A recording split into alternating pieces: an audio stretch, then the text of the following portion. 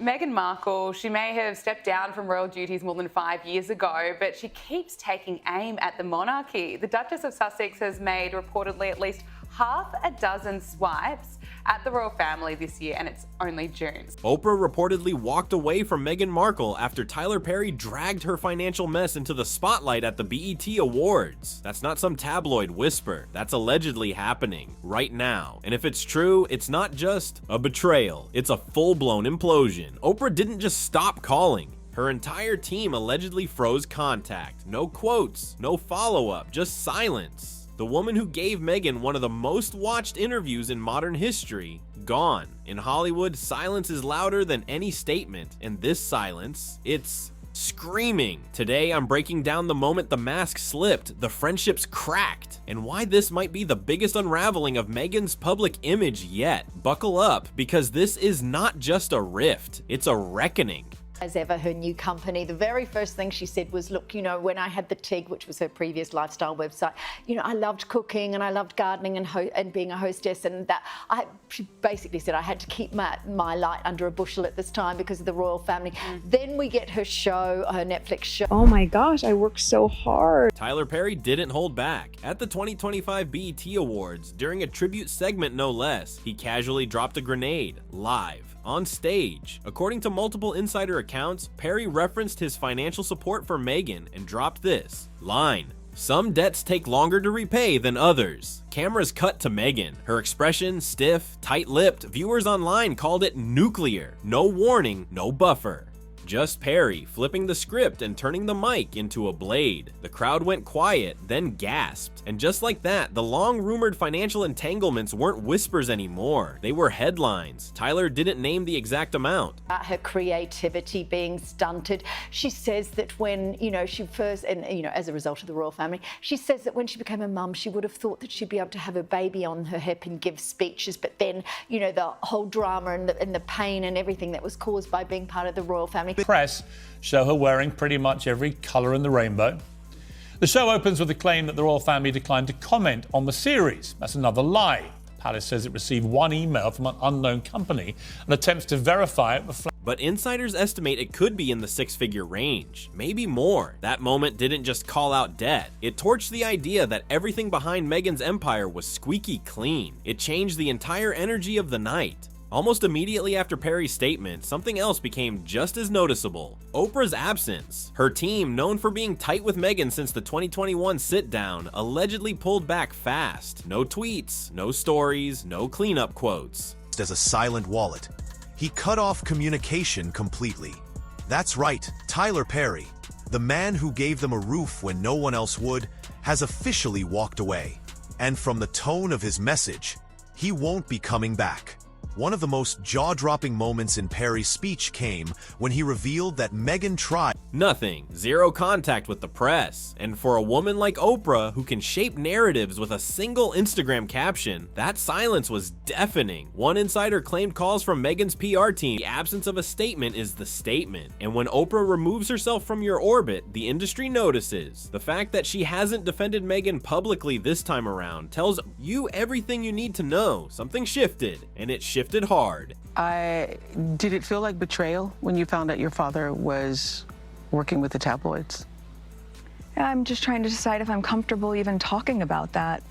Favorite little niece, Ashley.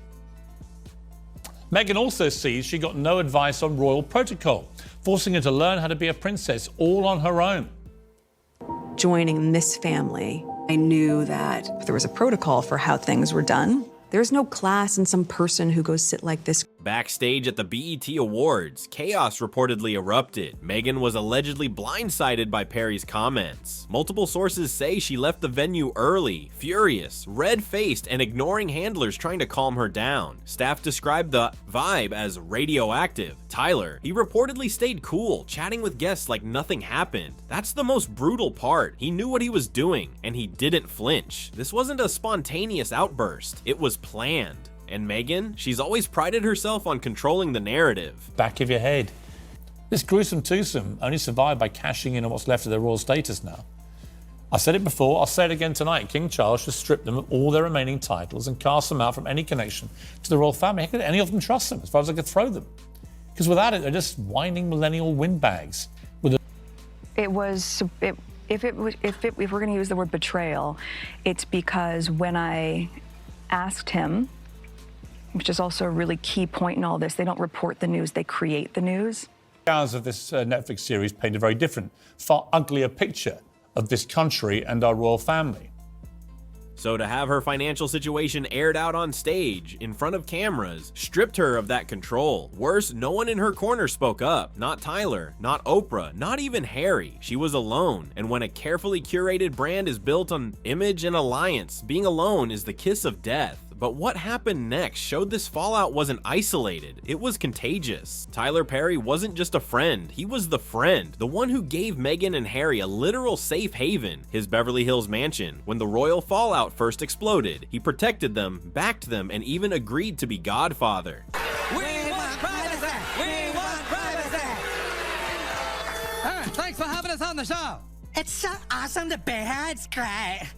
So let me start with you, Sam. You've lived a life with the royal family, you've had everything handed to you, but you say your life has been hard, and now you've written all about it. To their daughter, Lilibet, that's not casual friendship, that's family. And yet, here we are. At the Bet Awards, he used his platform not to uplift, but to call out. And not with subtlety, with precision. When someone that close steps forward and puts you on blast in public, it signals something massive. It tells the world, I've had enough. It's betrayal wrapped in truth. People don't do that unless they feel misled or used. So for Tyler to take that shot at that moment in that setting means whatever Meghan owes isn't just financial, it's personal. He didn't just cut her off, he made sure everyone else knew he was cutting her off. That's a public severing, and you don't come back from that easily. The ripple effect was immediate. Within hours, agents and publicists were reportedly texting. It's about an hour-long cab ride.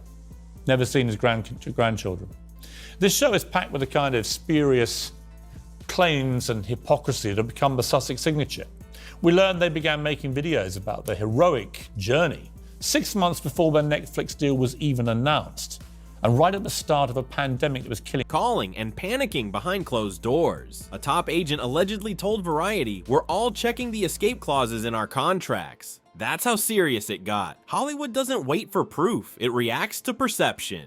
And if Oprah's out, if Tyler's out, that sends a message. Run. And they are running. Multiple sources say streaming platforms are reassessing pending deals with Archewell. A talk show appearance allegedly got canceled the morning after.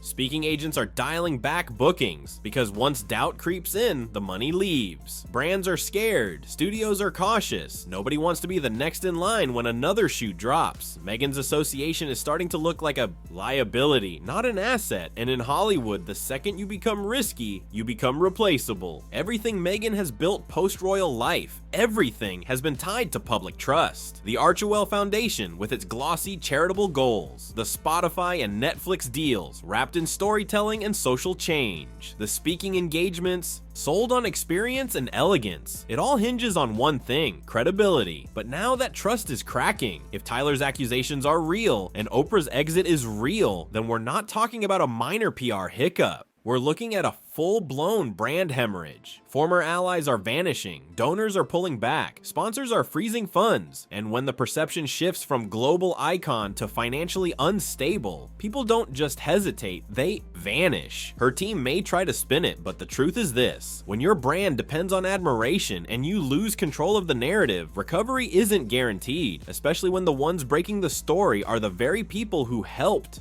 build it. Harry is in one of the worst positions imaginable, caught between loyalty and reputation. If he publicly defends Meghan right now, he risks being dragged into the financial controversy himself. He could look naive, complicit, or worse, deceptive. But if he says nothing, that silence becomes its own betrayal. The Sussexes have always framed themselves as a united front, a partnership, a duo that left the monarchy together, stood against the media together, and rebuilt together. But this scandal could split that image in half. Insiders say Harry's team is in panic mode, trying to figure out how to protect him without blowing up the entire foundation of Archewell. There are whispers he's being advised to go solo for certain appearances, even rumors of him flying. back to the UK solo. And if that happens, it won't just look like separation, it'll feel like collapse. Because Meghan's drama isn't just hers anymore, it's his future too. Once Tyler Perry pulled back the curtain, everything started to unravel, especially when it came to money. Sources say multiple high-dollar donors immediately began reassessing their relationship with Meghan and Harry's charitable ventures. These aren't small-time contributors. These are the legacy builders, the funders who shape public narratives with their cash. Now they're asking tough questions. They want paperwork, receipts, line item clarity, and until they get it, the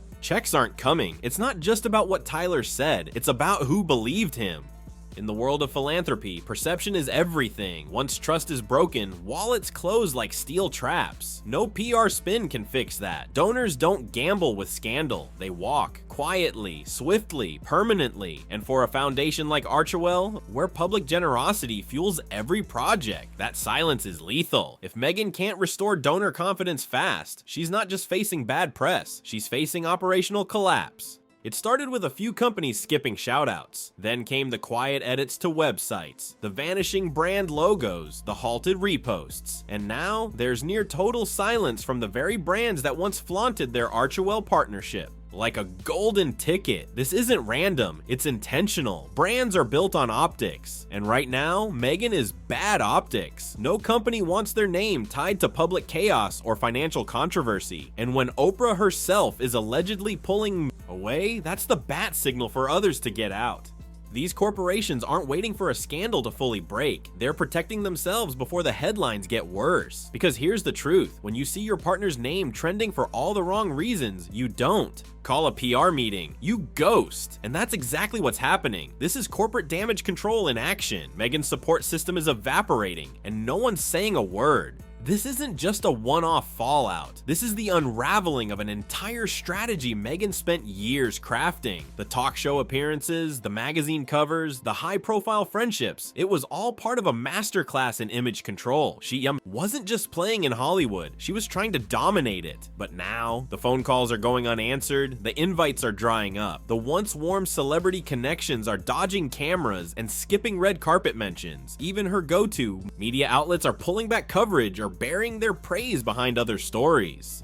It's not overt betrayal, it's worse. It's quiet rejection, the kind where you realize you've been cut off and no one told you, because in Hollywood, no one stages an exit. They just stop showing up. And right now, Meghan's carefully built power circle is ghosting her en masse. One connection lost, then another, and soon the entire web collapses. Here's where things go from bad to explosive. Whenever there's high-profile drama like this, the vultures circle, and the insiders, they talk. Former assistants, ex-publicists, old friends, even former supporters who feel betrayed, whispers, are already circulating that multiple parties have been approached by publishers, producers, and podcast hosts for one thing, tell-alls. Anonymous leaks are already hitting blogs. Cryptic TikToks are gaining traction. A former Archewell staffer allegedly told a tabloid, "There's so much the public doesn't know." And the most damning part?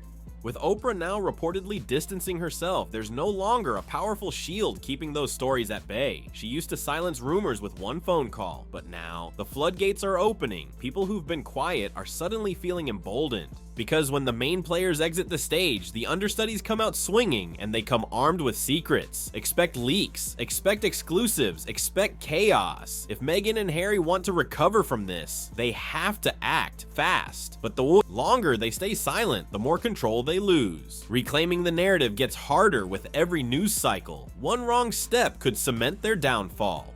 Because comeback windows don't stay open forever, and this one is about to slam shut. Oprah walking away. Tyler turning exposer, Hollywood recoiling. Meghan and Harry need a plan, fast. They can either counter with transparency and rebuild, trust, or risk watching their cultural relevancy fade. The moment of truth is now. What will they do next? I want to know what you think in the comments. Are they done or just starting the rebuild?